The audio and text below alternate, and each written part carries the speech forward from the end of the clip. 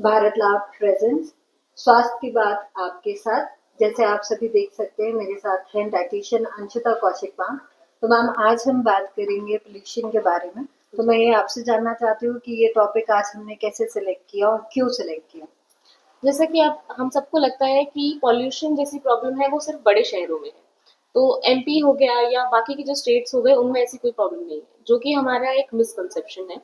Basically अभी जो MP में एयर क्वालिटी चल रही है वो 129 चल रही है, और ओरछा जैसे शहरों के अंदर ये 301 तक पहुंच गए, जो कि दिल्ली के कंपैरिजन तक पहुंच रहा है। तो ये अब हम सबके लिए आम प्रॉब्लम है, हम सबको ये फेस करनी पड़ रही है। तो पॉल्यूशन सिर्फ बड़े शहरों तक सीमित नहीं है। तो इन चीजों का, इन हेल्थ कंसर्न्स का जो पॉल्यूशन से आते हैं, उन सब पर हमें भी उतना ही ध्यान देना होगा। ओके, तो मैम ये टॉपिक के बारे में थोड़ा सा हम जानना चाहेंगे कि ये पोल्यूशन क्या है और किस चीज़ों की वजह से या क्या चीज़ है जिससे ये पोल्यूशन बढ़ रहा है। तो सबसे पहले तो हम एयर पॉल्यूशन के बारे में बात करें, स्पेसिफिकली एयर पॉल्यूशन के बारे में, एयर क्वालिटी जिसके बारे में हम बात कर रहे हैं। तो ये जो पॉल्यूशन है, ये अभी इंडिया के अंदर करंटली इसके जो मेजर, जो इसके कारगर हैं, जो कर रहे हैं इसे, वो है PM2.5, PM10, कार्बन मोनोऑक्साइड और सल्फर डाइऑक्साइड। तो बेसिकली इन सब चीजों से ये pollution day by day increase होता जा रहा है। और ये जो चीजें हैं वो कैसे बनती है, कई बार वो केमिकल गैसेस ऊपर जाकर भी मिलकर PM10 बना लेती हैं। PM2.5 हमारा जो हम वुड जलाते हैं, कोल जलाते हैं, या जो हमारा व्हीकल से कंबस्शन होता है डीजल जलने की वजह से।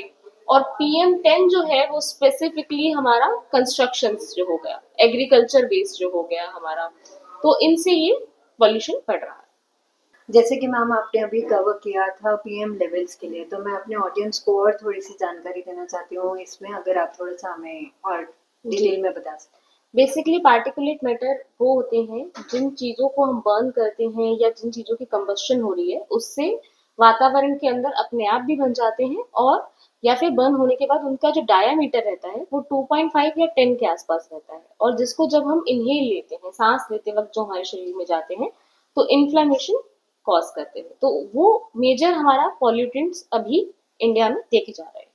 जैसे हम लोगों को लगता है आमतौर पे कि एयर पोल्यूशन से, जैसे जब हमारे खांसी आना, तो हमें लगता है कि खांसी अगर हो रही है तो वो पोल्यूशन की वजह से हो रही है। तो मैम ऐसे क्या क्या साइड इफेक्ट्स हैं या हम बॉडी में हमारे अगर चेंजेस होते हैं तो उससे हमें जानकारी मिल सकती है कि ये पोल्यूशन की वजह से है। जी, बेसिकली ऐसा नहीं है कि सिर्फ रेस्पिरेटरी ट्रैक इन्फेक्शन ही हमें होते हैं इनसे, या हमें सिर्फ सांस लेने की दिक्कतें ही हैं।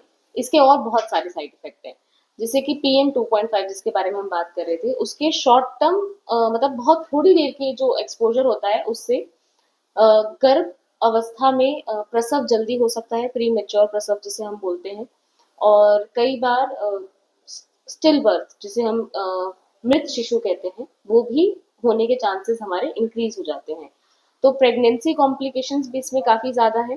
साथ ही साथ हार्ट अटैक, PM10 की वजह से, कार्बन मोनोऑक्साइड की वजह से हार्ट अटैक के चांसेस भी बहुत ज्यादा इंक्रीज हो जाते हैं। इवन कई लोगों में अंजाइना जिसको हम बोलते हैं, हृदय या चेस्ट, छाती में दर्द जिसको बोलते हैं, वो भी काफी लोगों में इसके कारण देखा जाता है। और स्ट्रोक, जो हम रिलेट नहीं कर पाते हैं कि ये पॉल्यूशन की वजह से हो रहा होगा, बट ये चीजें भी हमारी पॉल्यूशन से बढ़ने लगती हैं। तो इसके साथ साथ जो और चीजें देखी जा सकती हैं जिससे आप जान सकते हो कि ये पॉल्यूशन के हमारे अंदर साइड इफेक्ट्स हैं, तो बच्चों के अंदर स्पेसिफिकली, बच्चों के अंदर खांसी बहुत ज्यादा इंक्रीज हो जाती है, कोल्ड बहुत आमतौर पर रहने लगता है। हम सोचते हैं कि ठंड है इस वजह से ऐसा हो रहा होगा, पर नहीं, क्योंकि उनकी ब्रीदिंग हमसे काफी ज्यादा होती है, आउटडोर एक्टिविटीज बहुत ज्यादा होती है, तो उनकी इनहेलेशन भी काफी ज्यादा होती है। तो इस वजह से उनको कांस्टेंट खांसी जुकाम ये चीजें देखने को मिलती ओके मैम, और क्या लक्षण है जिससे हमें लगे या हमें पता चले कि हमारा एक्सपोजर हो रहा है और हमें इन सब चीज़ों के बारे में और जानकारी मिले। हैं। जी, एक तो आंखों में जलन बहुत कॉमन इसका सिम्टम है, कि तुरंत जब हमारा काफी एक्सपोजर हुआ होता है, या हम, आपने देखा होगा रोड पर जब हम ट्रेवल करते हैं तो आंखों में इरिटेशन होने लगती है, जलन होने लगती है, तो वो एक सिम्टम है हमारा पॉल्यूशन एक्सपोजर का। दूसरा, नाक में, गले के अंदर जलन, खुजली भी कई बार होना, कि बहुत ज्यादा अंदर गले में खुजली लग रही है, तो वो एलर्जिक रिएक्शन जैसा होता है, तो वो भी एक सिम्टम है। इसके अलावा छाती में पेन, खांसी, जुकाम, रिपीटेड स्नीजिंग, बार बार छींक आना, तो ये हमारे कॉमन सिम्टम्स हैं कि अभी हम एक्सपोज हो रहे हैं। हमको किन लोगों पे ज्यादा या किसको हमें ज्यादा ध्यान देना चाहिए अपनी लाइफस्टाइल में भी इनफैक्ट, या फिर किसी एक को आपको पर्टिकुलर आप हाईलाइट करना चाहते हैं? जी, तो जो बुजुर्ग हैं घर के अंदर, सबसे ज़्यादा उन्हें एहतियात बरतनी चाहिए। दूसरा, जो प्रेग्नेंट लेडीज़ हैं, जैसा कि मैंने बताया कि उन पर काफ़ी असर आता है। शिशु हो गए, जो 1 साल से नीचे के शिशु हैं, बच्चे, क्योंकि उनकी बाहर एक्टिविटीज़ भी बहुत ज़्यादा रहती है और साथ-साथ में वो जो एयर इनहेल करते हैं, वो कंपैरिज़न में एडल्ट से ज़्यादा करते हैं। तो बच्चों पर बहुत ज़्यादा ध्यान रखना है हमें।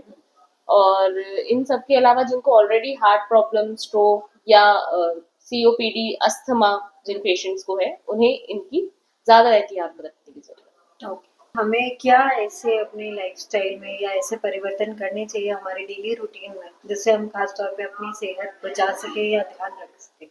जी, तो सबसे पहले तो ज़रूरी है कि हम मास्क का प्रयोग करें।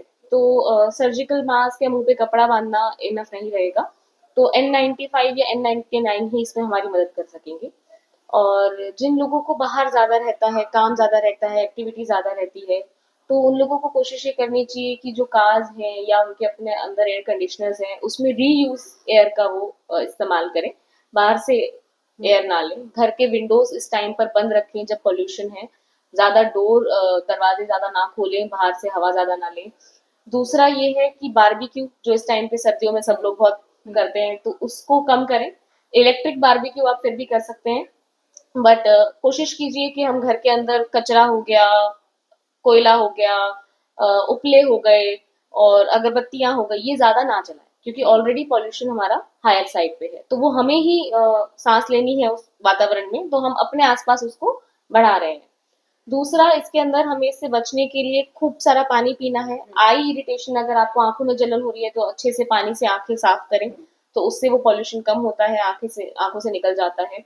डिटॉक्स बहुत जरूरी है, तो सबसे अच्छा आसान तरीका है डिटॉक्स का, खूब सारा पानी पिए। इसके अलावा डाइट में विटामिन सी हो गया, विटामिन ई हो गया, तो अभी संतरा आएगा, गुआवा आएगा, मतलब अमरूद जिसे हम कहते हैं, हरी पत्तेदार सब्जियां हैं, तो इन चीजों का हम सेवन करें। जितने भी नट्स हैं, हमारे बीज हैं अलग अलग, पंपकिन सीड्स हो गए, सनफ्लावर सीड्स हो गए, इनका खूब सारा सेवन करें। तो ये जो शरीर के अंदर इन्फ्लामेशन पॉल्यूशन की वजह से आ रही है, उसको कम करेंगे। साथ में एक हमें शक्ति देते हैं यो रोगों से लड़ने की, तो वो इंक्रीज करते हैं। इसके अलावा कुछ हर्ब्स हैं हमारी जो इसमें बहुत अच्छा काम करती हैं, तो जैसे कि हल्दी हो गई, नीम हो गया, तुलसी हो गई, तो इनके अंदर कुछ एंटीऑक्सीडेंट्स होते हैं, एंटी इन्फ्लामेटरी प्रॉपर्टीज हैं, और नीम बहुत अच्छा डिटॉक्स करता है। तो ये जो हम पॉल्यूशन बाय एयर इनहेल कर रहे हैं, सांस लेके जो हम अंदर ले रहे हैं, उसको निकालने में हमारी बहुत अच्छी मदद करेंगे। साथ ही साथ गर्म पानी, तो गर्म पानी का फायदा ये है कि वो जो इन्फ्लेमेशन, जो सूजन हमारे नली में है, सांस की नली में, उसको कम करता है क्योंकि इस तरीके से सिकाई हो जाती है उसकी। तो इन चीजों का हमें बेसिकली ज्यादा ध्यान रखना है। और कोशिश कीजिए कि हम मच्छर भगाने के लिए, वैसे मच्छर सर्दियों में ऑलरेडी कम हो जाते हैं, तो उसके लिए हम अगरबत्तियों का ज्यादा इस्तेमाल ना करें। आज का टॉपिक हम यही एंड करते हैं, स्वास्थ्य की बात आपके साथ। अगर आपको ये कंटेंट पसंद आया हो तो please like, share and subscribe our channel. Thank you so much ma'am for your valuable time. Stay tuned.